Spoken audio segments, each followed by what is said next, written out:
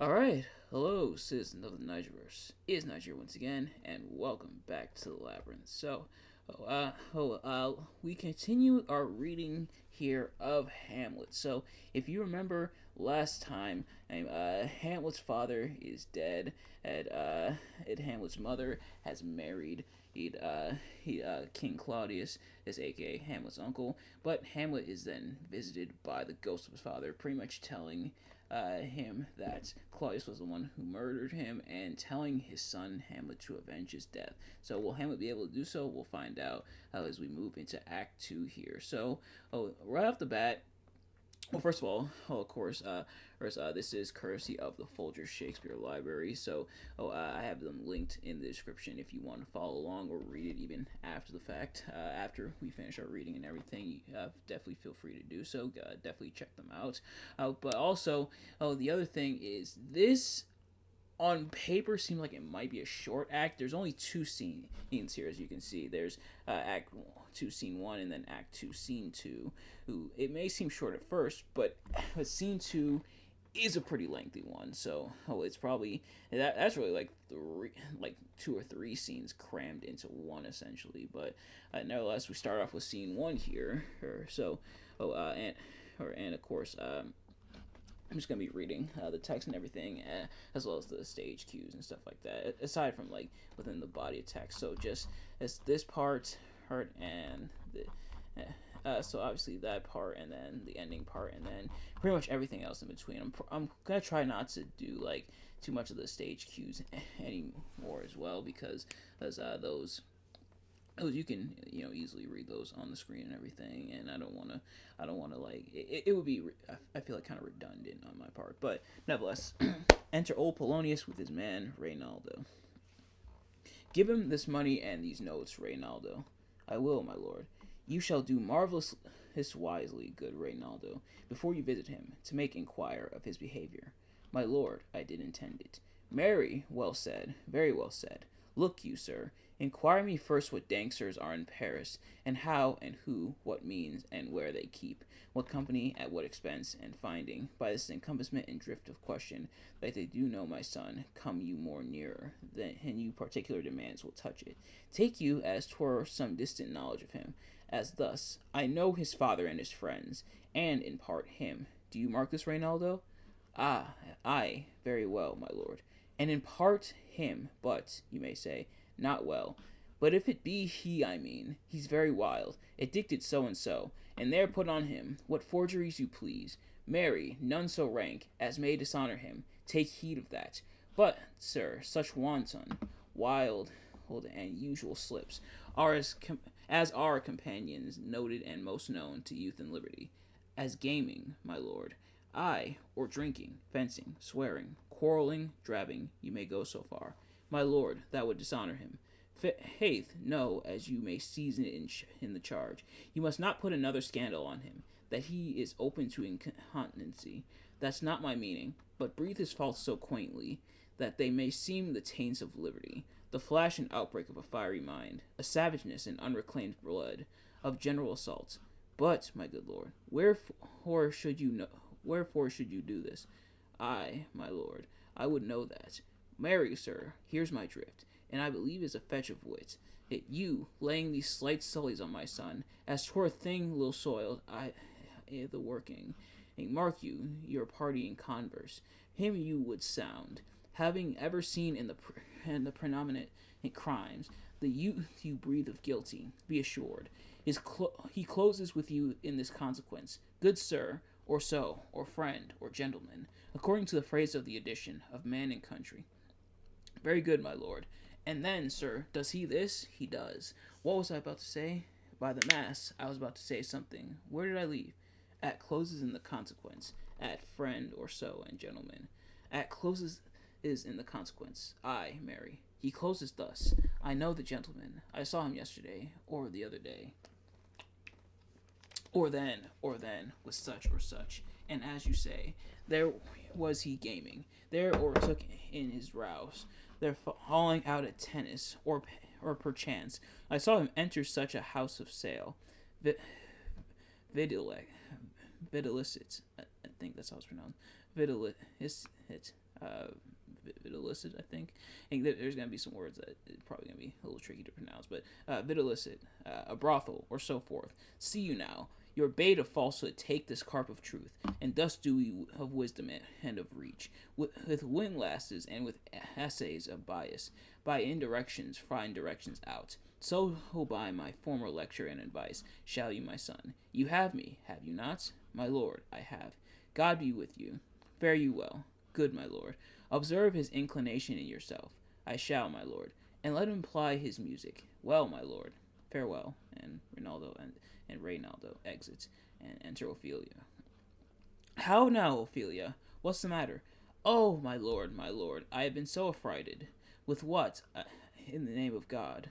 My lord, as I was sewing in my closet, Lord Hamlet, with his doublet all embraced, no hat upon his head, his stockings fouled, ungartered, and downgivied,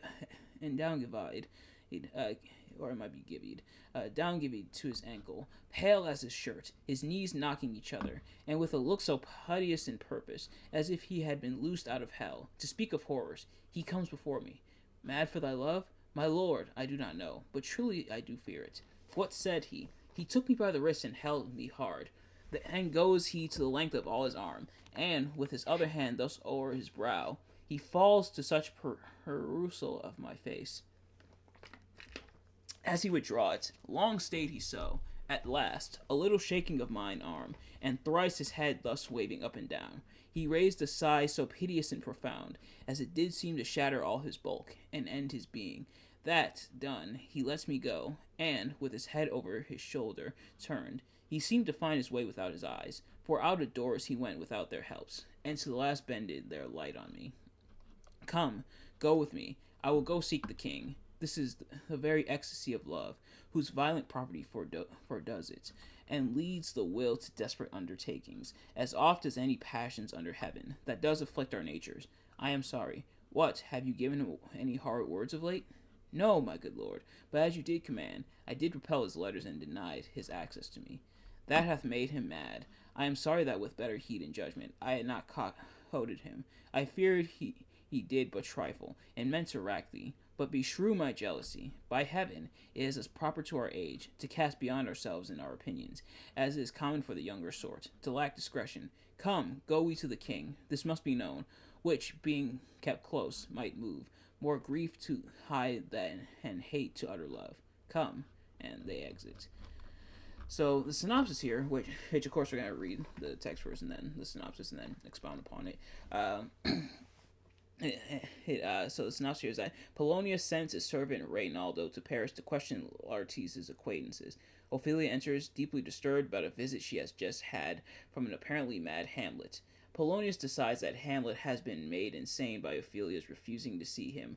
Polonius rushes off to tell the king. Now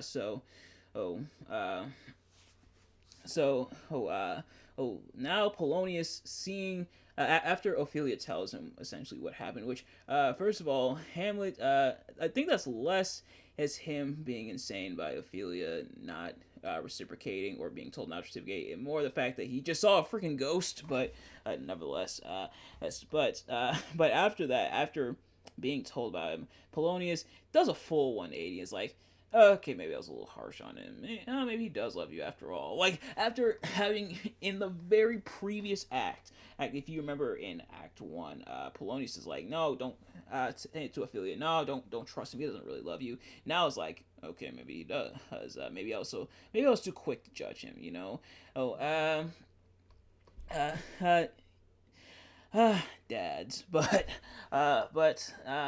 Yeah, so Hamlet shows up totally, I'm guessing by his, I'm guessing, by Ophelia's description of what Hamlet had on, may or may not have been close to his birthday suit, perhaps. I'll leave it there, but clearly Hamlet's a bit, he's a bit out of it. We find out what exactly Hamlet is out of, or what's going on with Hamlet. Let's find out as we jump into scene 2 here. Flourish. Enter king and queen. Rosencrantz and Guildenstern in attendance. I think I pronounced those right. Rosencrantz and Guildenstern. So, flourish, enter King and Queen, Rosencrantz and Guildenstern and attendants. Welcome, dear Rosencrantz and Guildenstern. Moreover, that we much did long to see you. The need we have to use whose you did provoke our hasty sending. Something have you heard of Hamlet's transformation, so call it. Sith nor the exterior, nor the inward man resembles that it was, what it should be, more than his father's death, that thus hath put him so much from the understanding of himself, I cannot dream of. I entreat you both, that, being of so young days brought up with him, and Sith so neighbored to his youth and behavior, that you vouchsafe her rest here in our court, some little time, so by your companies, to draw him on to pleasures, and to gather, so much as from occasion you may glean, whether aught to us unknown afflicts him thus, that, opened, lies within our remedy. Good gentlemen, he hath much talked of you, and sure I am two men there is not living, to whom he more adheres, if it will please you, to show us so much gentry and goodwill, as to expend your time with us a while, for the supply and profit of our hope. Your visitation shall receive such thanks. Try saying that 5 times fast. As fits a king's remembrance. But oath your majesties might, by the sovereign power you have of us, has put your dread pleasures more into command than to entreaty. But we both obey, and here give up orders in the full bent, to lay our service freely at your feet, to be commanded. Thanks, Rosencrantz and gentle Guildenstern. I think I actually said Guildenstern earlier on as well. Oh, Guildenstern, not Guildenstern, Guildenstern. Thanks, Rosencrantz and gentle Guildenstern. Okay. Thanks, Guildenstern and gentle Rosencrantz. And I beseech you instantly to visit my too much changed son. Go, some of you, and bring these gentlemen where Hamlet is. Heavens make our presence and our practices pleasant and helpful to him. Amen. Rosencrantz and Guildenstern exit with some attendants. Enter Polonius. The ambassadors from Norway, my good lord, are joyfully returned. Thou still hast been the father of good news. Have I, my lord? I assure my good liege, I hold my duty as I hold my soul, both to my God and to my gracious king. And I do think, or else this brain of mine hunts not the trail of policy so sure, or as it hath used to do, that I have found the very cause of Hamlet's lunacy. Oh, speak of that. That do I long to hear. Give first amends to the ambassadors. My news shall be the fruit to that great feast, I should say. Thyself do grace to them and bring them in. And Polonius exits. He tells me, my dear Gertrude, he hath found the head and source of all your son's distemper. I doubt is no other but the main, his father's death and our hasty marriage. Well, we shall sift him. Enter ambassadors Voltimand and Cornelius with Polonius. Welcome, my good friends. Say, Voltimand, and what had from our brother Norway? Most fair return of greetings and desires. Upon our first, he sent out to suppress his nephew's levies, which to him appeared to be a preparation against the Polak.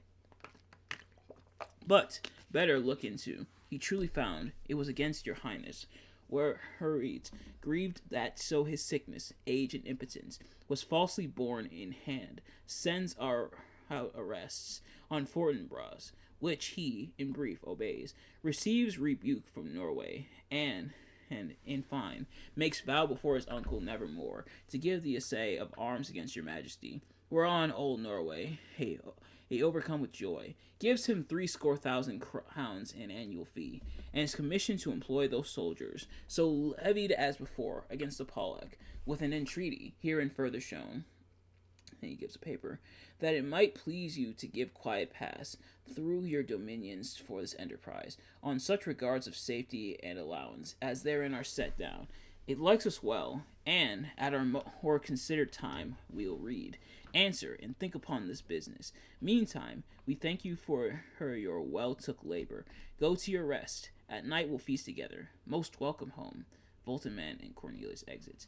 This business is well ended, my liege and madam, to expostulate, I think that's it, to expostulate, what majesty should be, what duty is, Why day is day, night night, and time is time, where nothing but to waste night, day, and time. Therefore, since brevity he is the soul of wit, and tediousness the limbs and outward flourishes, I will be brief. Your noble son is mad. Mad, call I it. For, to define true madness, what is it but to be nothing else but mad? But let that go. More matter with less art. Madam, I swear I use no art at all. That he is mad. 'Tis true. 'Tis true. 'Tis pity. And pity 'tis true. A foolish figure, but farewell it, for I will use no art. Mad let us grant him then, and now remains that we find out the cause of this effect, or rather say, the cause of this defect. For this effect defective comes by cause. Thus it remains, and the remainder thus. Perpend, I have a daughter, have while she is mine, who, in her duty and obedience mark, hath given me this, now gather and surmise. To the celestial and my soul's idol, the most beautified Ophelia. That's an ill phrase, a vile phrase. Beautified is a vile phrase, but you shall hear. Thus, in her excellent white bosom, these, etc. Came this from Hamlet to her? Good madam, stay a while. I will be faithful. Doubt thou how the stars are fire. Doubt that the sun doth move. Doubt truth to be a liar, but never doubt I love. O dear Ophelia, I am ill at these numbers. I have not art to reckon my groans. But that had I loved thee best, O most best, believe it, adieu. Thine evermore, most dear lady, whilst this machine is to him, Hamlet. I'm kidding. Anyway, hey, this in obedience hath my daughter shown me, and more above hath his solicitings, as they fell out by time, by means, and place, all given to mine ear. But how hath she received his love?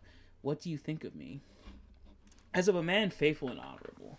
I would fain prove so, but what might you think, when I had seen this hot love on the wing, as I perceived it, I must tell you that, before my daughter told me, what might you, oh, or my dear majesty, your queen here, think, if I had played the desk or table book, or given my heart a winking, mute and dumb, or looked upon this love with idle sight, what might you think? No, I went round to work, and my young mistress thus I did bespeak. Lord Hamlet is a prince, out of thy star. This must not be.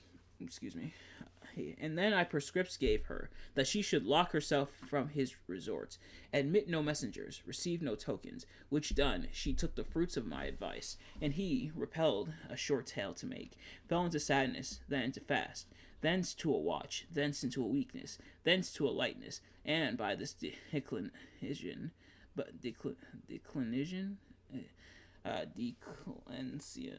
it might be declension, thence to a lightness, and by this declension, into this madness wherein now he raves, and we all mourn for. Do you think 'tis this? It may be, very like. Hath there been such a time, I would fain know that I have positively said 'tis so, when it proved otherwise? Not that I know. Take this from this, if this be otherwise, if circumstances lead me, I will find, where truth is hid, though it were hid, indeed, within the center. How may we try it further? You know sometimes that he walks 4 hours together, here in the lobby. So he does indeed. At such a time I'll loose my daughter to him. Be you and I behind an arras then. Mark the encounter. If he love her not, and be not from his reason fallen thereon, let me be no assistant for estates, but keep a farm and carters. We will try it. Enter Hamlet, reading a book. But look where sadly the poor wretch comes reading. Away, I do beseech you both. Away, I'll board him presently. Oh, give me leave. And the king and queen exit with their attendants. How does my good lord Hamlet? Well, God a mercy. Do you know me, my lord? Excellent well. You are a fishmonger. Not I, my lord. Then I would you were so honest a man. Then I would you were so honest a man. Honest, my lord? Aye, sir. To be honest, as this world goes, it is to be one man picked out of 10,000. That's very true, my lord. For if the sun breed maggots in a dead dog, being a good kissing carrion, have you a daughter? I have, my lord. Let her not walk in the sun. Conception is a blessing, but, as your daughter may conceive, friend, look to it. How say you that by that, still harping on my daughter? Yet he knew me not at first. He said I was a fishmonger. He is far gone, and truly, in my youth, I suffered much extremity for love.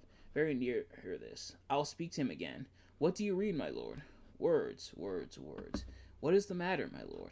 Between who? I mean the matter that you read, my lord. Slanders, sir, for the satirical rogue who says here that old men have gray beards, that their faces are wrinkled, their eyes purging thick amber and plum tree gum, and that they have a plentiful lack of wit, together with most weak hams, all which, sir, though I most powerfully and potently believe, yet I hold it not honestly to have it thus set down. For yourself, sir, shall grow old as I am, if, like a crab, you could go backward.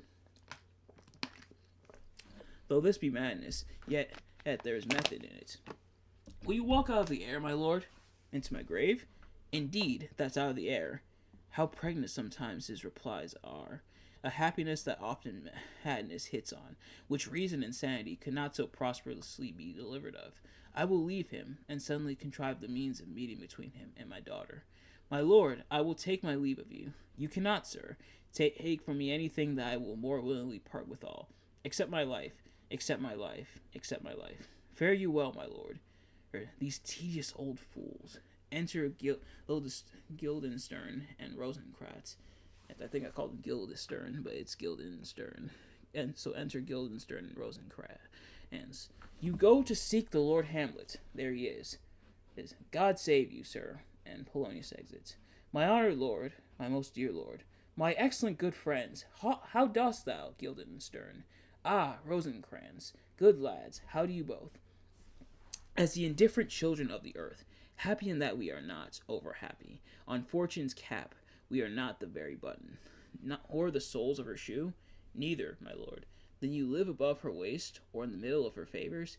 Faith, her privates we. In the secret parts of fortune? Oh, most true. She is a strumpet. What news? None, my lord. But that the world's grown honest. Then is doomsday near. But your news is not true. Let me question more in particular. What have you, my good friends, deserved at the hands of fortune that she sends you to prison hither? Prison, my lord? Denmark's a prison. Then is the world one, a goodly one, in which there are many confines, wards, and dungeons, Denmark being one of the worst. We think not so, my lord. Why then, 'tis none to you, for there is nothing either good or bad, but thinking makes it so. To me, it is a prison. Why then, your ambition makes it one. 'Tis too narrow for your mind. O God, I could be bounded in a nutshell and count myself a king of infinite space, were it not that I have bad dreams. Which dreams, indeed, are ambition, for the very substance of the ambitious is merely the shadow of a dream. A dream itself is but a shadow. Truly, and I hold ambition of so airy and light a quality that it is but a shadow's shadow. Then are our beggars' bodies and our monarchs and outstretched heroes the beggars' shadows? Shall we to the court? For by my fay I cannot reason. Will wait upon you. No such matter. I will not sort you with the rest of my servants. For, to speak to you like an honest man, I am most dreadfully attended. But in the beaten way of friendship, what make you at Elsinore? To visit you, my lord. No other occasion. Beggar that I am, even poor in thanks. But I thank you, and sure, dear friends, my thanks are too dear a halfpenny. Were you not sent for? Is it your own inclining? Is it a free visitation? And come, deal justly with me. Come, nay, speak. What should we say, my lord? Anything but to the purpose. You are sent for, and there is a kind of confession in your looks, which your modesties have not crafted enough to color. I know the good king and queen have sent for you. To what end, my lord? That you must teach me. But let me conjure you by the rights of our fellowship, by the continency of our youth, by the obligation of our ever-preserved love, and by what more dear or better prosper can charge you withal. Oh, be even and direct with me whether you were sent for or no. What say you? Nay, then, I have an eye of you. If you love me, hold not off. My lord, we were sent for. I will tell you why. So shall my anticipation prevent your discovery, and your secrecy to the king and queen moult no fear. I have of late, but wherefore I know not, lost all my mirth, forgone all custom of exercises, and indeed it goes so heavily with my disposition that this goodly frame in the earth seems to me a sterile promontory, Promontory. Seems to me a sterile promontory. Yeah, I think that's how it's pronounced. This most excellent canopy, the air, look you, this brave o'erhanging firmament, I should say, this majestical roof, fretted with golden fire. Why, it appeareth nothing to me, but a foul and pestilent congregation of vapors. What a piece of work is a man! How noble in reason, how infinite in faculties, in form and moving, how express and admirable, in action how like an angel, in apprehension how like a god, the beauty of the world, the paragon of animals, and yet to me, what is this quintessence of dust? Man delights not me, nor women neither. How by your smiling you seem to say so. My lord, there was no such stuff in my thoughts. Why did you laugh then, when I said, man delights not me? To think, my lord, if you delight not in man, what Lenten entertainment the players shall receive from you. We coted them on the way, and hither are they coming to offer you service. He that plays the king shall be welcome. His majesty shall have tribute on me. The adventurous knight shall use his foil and target. The lover shall not sigh gratis. The humorous man shall end his part in peace. The clown shall make those laugh whose lungs are tickle o'er the seer, and the lady shall say her mind freely, or the blank verse shall halt for it. What players are they? Even those you were wont to take such delight in, the tragedians of the city. How chances if they travel? Their residence, both in reputation and profit, was better both ways. I think their inhibition comes by the means of the late innovation. Do they hold the same estimation they did when I was in the city? Are they so followed? No, indeed are they not. How comes it? Do they grow rusty? Nay, their endeavor keeps in the wonted pace. But there is, sir, an array of children, little Iases, that cry out on the top of question and are most tyrannically clapped for it. These are now the fashion, and so berattle the common stages, so they call them, that many wearing rapiers are afraid of goose quills and dare scarce come thither. What are they children? Who maintains them? How are they escorted? How are they escorted? Will they pursue the quality no longer than they can sing? Will they not say afterwards that they should grow themselves to a common players, as it is most like, if their means are no better, that her writers do them wrong to make them exclaim against their own succession? Faith, there has been much to do on both sides, and the nation holds it no sin to tar them to controversy. There was for a while no money bid for argument unless the poet and the player went to cuffs in the question. Is it possible? Oh, there has been much throwing about of brains. Do the boys carry it away? Aye, that they do, my lord. Hercules and his load, too. It is not very strange, for my uncle is king of Denmark, and those that would make mouths at him while my father lived give 20, 40, 50, 100 ducats a piece from his picture in little. 'Sblood, there is something in this more than natural, if philosophy could find out. And then a flourish for the players. There are the players. Gentlemen, you are welcome to Elsinore. Your hands come then. The appurtenance, I think I have it right the first time. The appurtenance of welcome is fashion and ceremony. Let me comply with you in this garb, lest my extent to the players, which, I tell you, must show fairly outwards, should more appear like entertainment than yours. You are welcome, but my uncle, father, and aunt mother are deceived. And what, my dear lord? I am but mad northwest. When the wind is southerly, I know a hawk from a handsaw. Enter Polonius. Well be with you, gentlemen. Hark you, Guildenstern, and you too, at each ear a hearer. That great baby you see there is not yet out of his swaddling clouts. Haply he is the second time come to them, for they say an old man is twice a child. I will prophesy he come to tell me of the players. Mark it. You say right, sir. A Monday morning. 'Twas then indeed. My lord, I have news to tell you. My lord, I have news to tell you. When Roscius was an actor in Rome, the actors are come hither, my lord. Buzz, upon my honor. Then came each actor on his ass.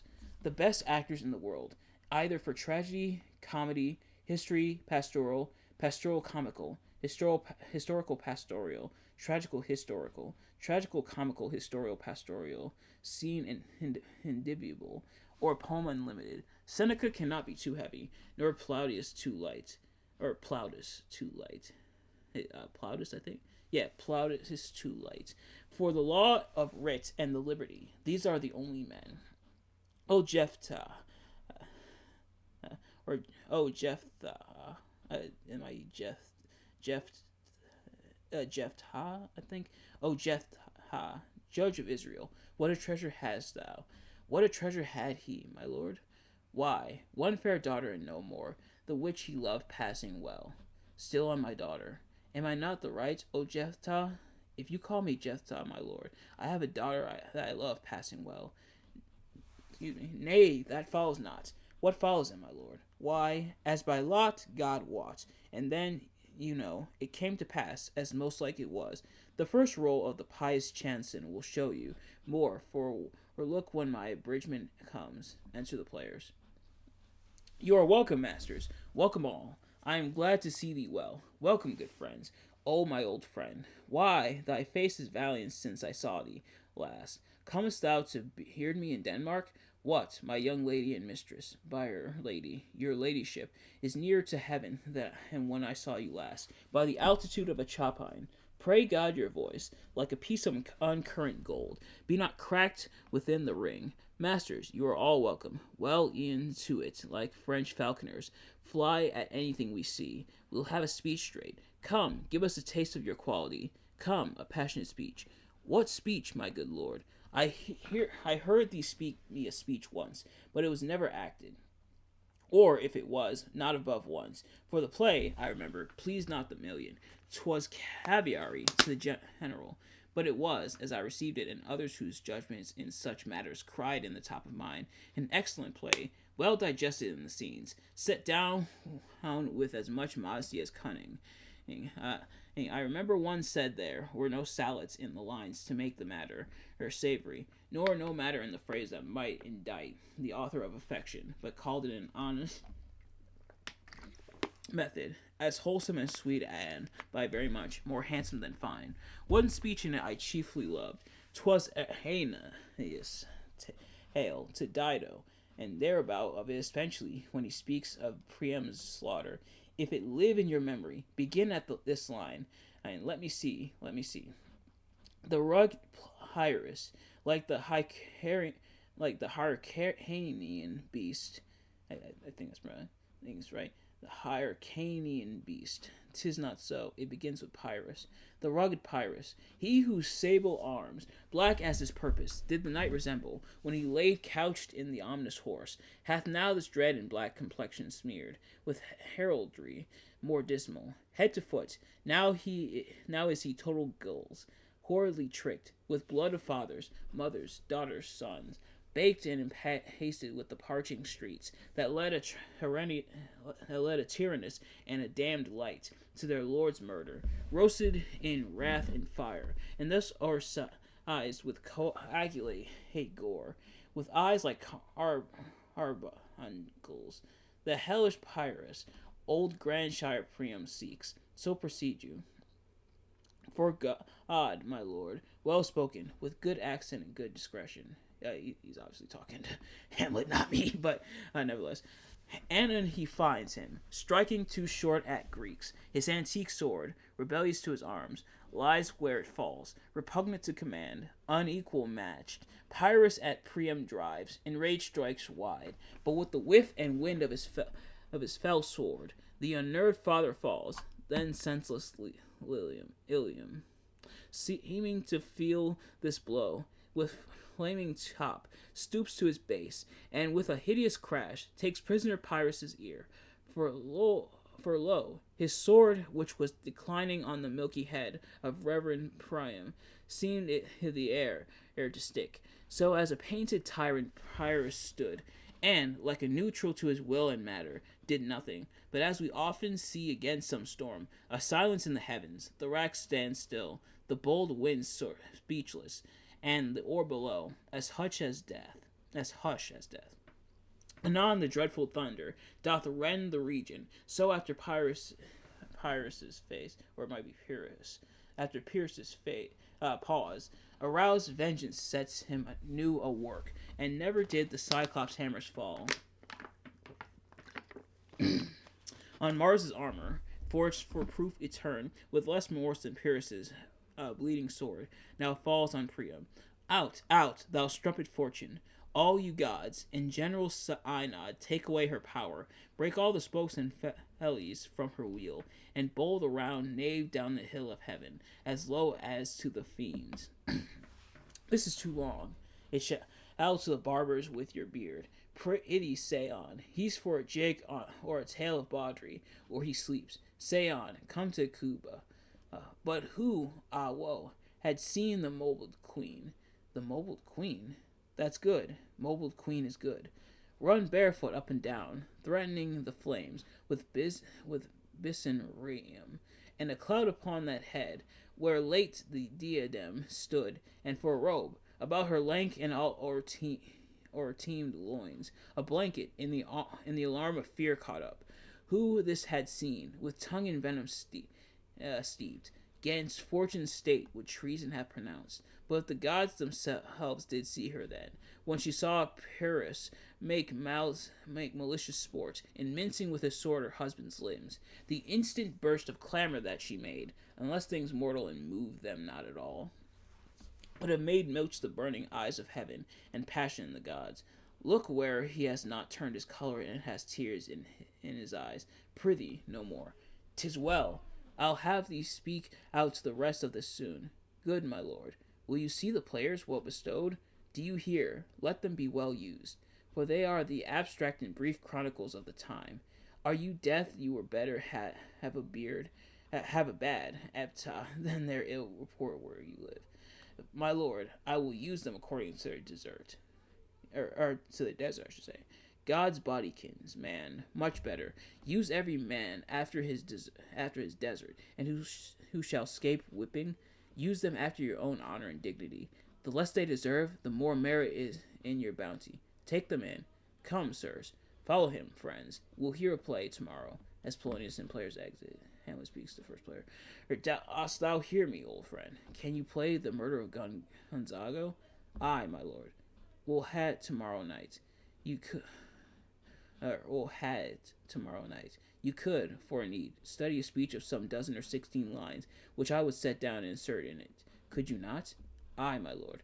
Very well. Follow that lord, and look you mock him. My good friends, I'll leave you till night. You are welcome to Elsinore. Good, my lord.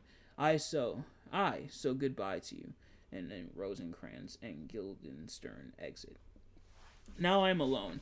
Oh, what a rogue and peasant slave I am. It is not monstrous that this player here, but in a fiction, in a dream of passion, could force his soul to his own conceit, that from her working all his visage waned, tears in his eyes, distraction in his aspect, a broken voice, and his whole function suiting, with forms to his conceit, and all for nothing, for Hecuba. What's Hecuba to him, or he to Hecuba, that he should weep for her? Or what would he do, had he the motive and the cue for passion that I have? He would drown the stage with tears, and cleave the general ear with horrid speech, make mad the guilty and appall the free, confound the ignorant and maze indeed, very faculties of eyes and ears. Yet I, a dull and muddy-mettled rascal, peak, like John a dreams, unpregnant of my cause, and can say nothing. No, not for a king, upon whose property and most dear life a damned defeat was made. Am I a coward, who calls me villain, breaks my pated cross, plucks off my beard and blows it in my face, tweaks me by the noise, gives me the high in the throat as deep to the lungs? Who does me this? Swounds, I should take it. For it cannot be, but I am a pigeon-livered and lack gall, to make oppression bitter, or ere this, I should have fatted all the region heights. With the slaves I'll fall, bloody, bawdy villain, remorseless, treacherous, lecherous, kindless villain. O vengeance! Why, what an ass am I!